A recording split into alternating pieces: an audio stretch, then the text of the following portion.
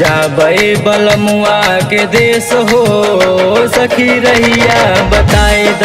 जाबई बलमुआ के देश हो सखी रहिया बताए द। रहिया बता दो सखी रहिया बताए द। रहिया बता दो सखी रहिया बताए द। जाबई बलमुआ के देश हो सखी रहिया बताए द।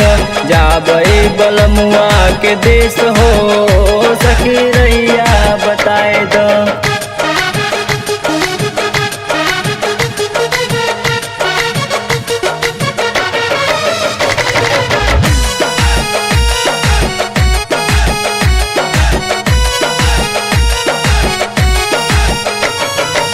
रोज रोज पियवा के याद सतावे, याद सतावे हो याद सतावे। हमके बलमा बिना निधियो न आवे, निधियो न आवे हो निधियो न आवे। हमरा के होत बा कलेश हो सखी रहिया बताए द। जाबई बलमुआ के देश हो सखी रहिया बताए द।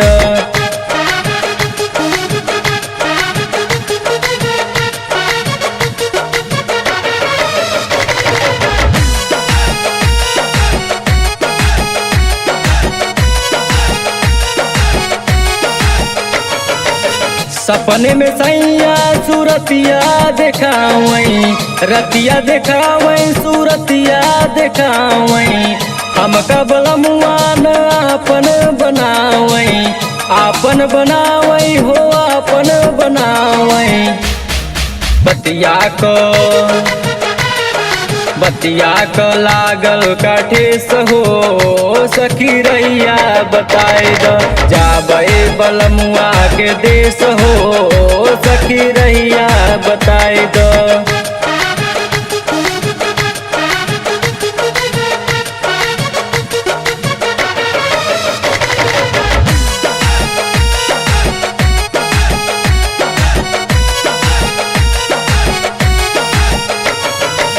अपने बलमुआ पे सूरत लगैबू, सूरत लगैबू हो सूरत लगैबू। तब जाके सजना के अपने भेटैबू, अपने भेटैबू हो अपने भेटैबू।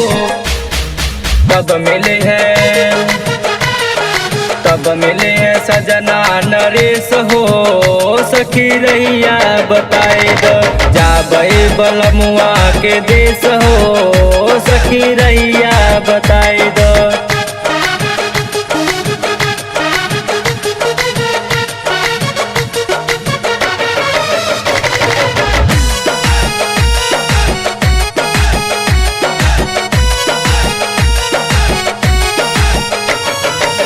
साहेब मोहन का मान बचनिया, मान बचनिया हो मान बचनिया।